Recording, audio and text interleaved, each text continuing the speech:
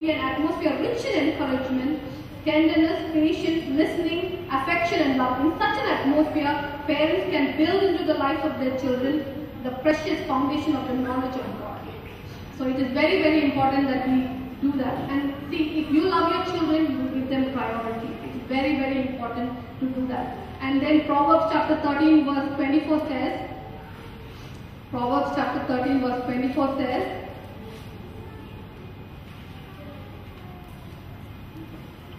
if you love your child, you will discipline them. 13 verse 24. He who spares his rod hates his son, but he who loves him disciplines him promptly.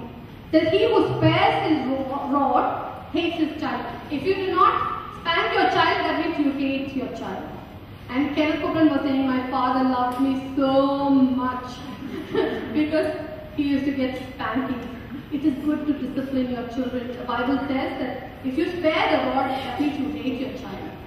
And if you would start using the rod, that means you love the child.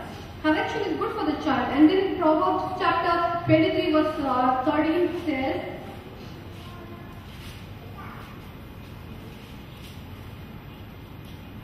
do not withhold correction from a child, for if you beat him with a rod, he will not die.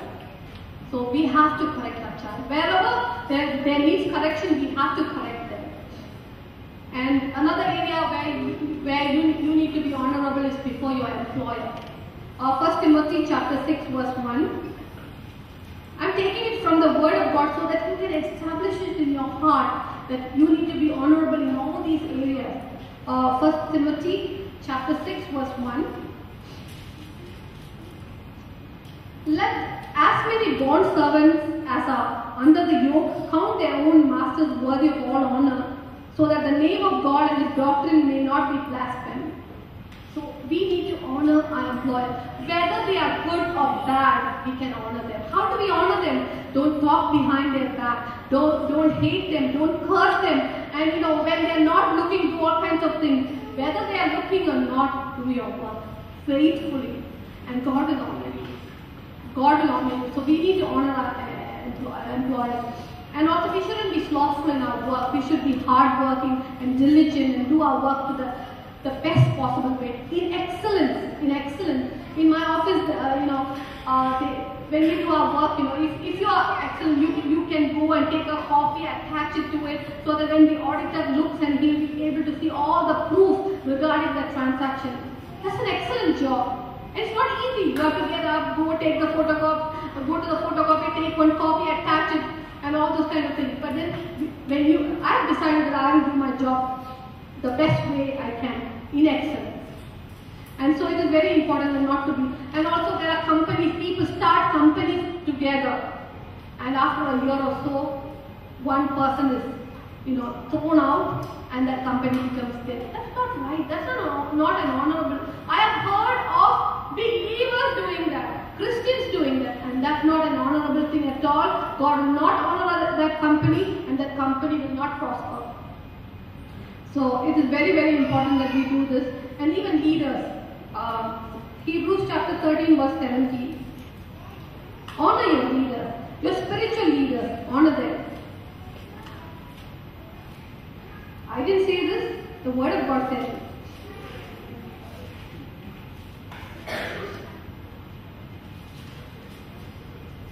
Verse 17. Can anyone read it loud?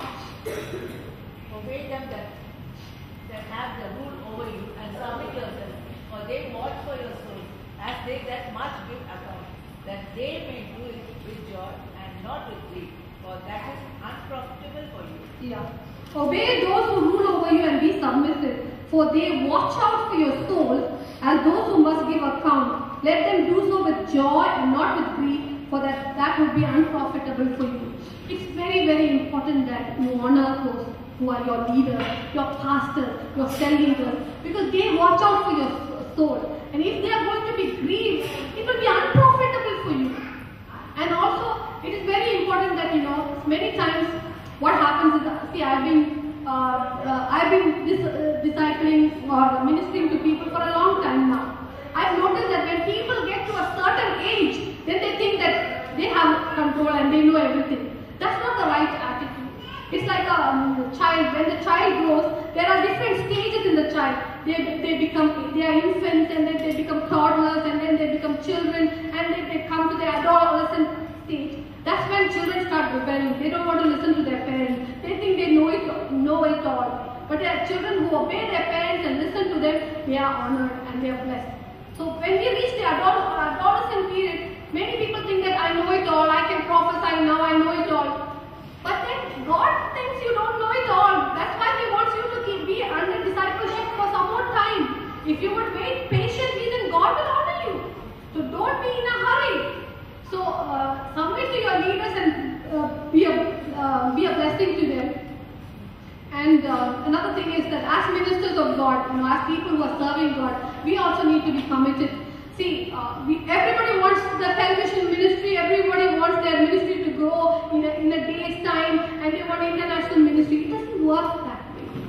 God checks whether you're faithful in little things, and then He will make you ruler over much. And so, with the little, what are you doing? If you have a cell, are you doing it on a regular basis? Are you committed to your cell? Are you doing everything? That's where God will start honoring you. Do you go the extra mile? If you go the extra mile, God will honor you. Then God will give you another ministry. He'll be able to trust you with another ministry. Even tell members, if you will submit to your leader, one day you're going to be a cell leader. If you're going to rebel against your leader, then that's the people you're going to get. You will put yourself in a position where you will be lightly esteemed by God. Kenneth Copeland, he was saying that, he took a decision before God. God, if I am called to preach somewhere, I am not going to go sightseeing or shopping. I am going to sit at your feet and pray and listen to you before I give your word to your people. I am going to honor your people. Before I give your word to your people, I am going to commit myself. I commit myself. So once he went for a deer hunt. He loves hunting. And he also says like even in his hunting, he's very honorable. He just hunts for the meat he wants, that's it. So he went deer hunting and we went to that place, and that was the last day of when the deer show up, that last week. So the first day they went, they couldn't find any deer. So the next day they were scheduled to go. That day, that man who arranged for the deer hunt said, I have booked an auditorium for you to preach. And so people will be coming and everything is organized. But we'll go for the deer hunt in the morning and evening you can preach. Then Ken said, sorry, now I cannot come for deer hunt. He loves hunting. Hunting is his favorite pastime. And then he said, I'm sorry. I have made a commitment before God. If I have to go before people, I'm going to spend my time in prayer and in seeking God as to what I should give to the people. I cannot just go like that. So all the rest of the team went for deer hunting. He was sitting on the porch reading the Bible and seeking God. And for the first time, last evening when they went, they didn't find even a single deer. For the first time, they were in the forest also, the houses in the forest. A group of deer came in front of him. Can you imagine how the devil plays his trick? But then he didn't look at it. He went on praying. That night, a very, very anointed, famous man of God came to the church, and he was in depression. Nothing could help him. And he's a very well-known man of God. And when Ken prayed for him, over him, the depression left him, and that man was completely set free. That's how God will honor you. When you go somewhere, when you're called to preach, put your commitment. When God has given you something to do, put in all your best. That's how you honor God. You cannot dishonor God by doing all kinds of things and coming at the last moment and doing God's work. You cannot do that. You cannot do that. And last time when we went to Canada, we were going every day shopping and sightseeing and all that. And then we were invited to a place to preach.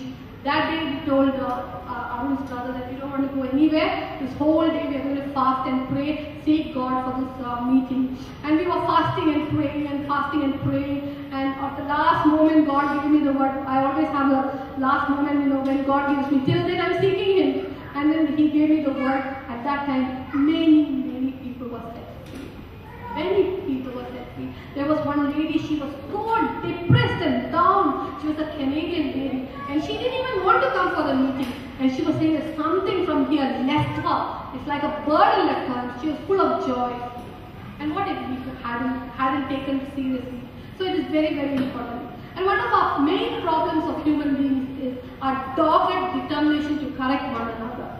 God doesn't want us to do that. We always are determined to correct one another. That's not right, this is not right, this should be this way, that should be that way. Another person says, we should be this way. And we should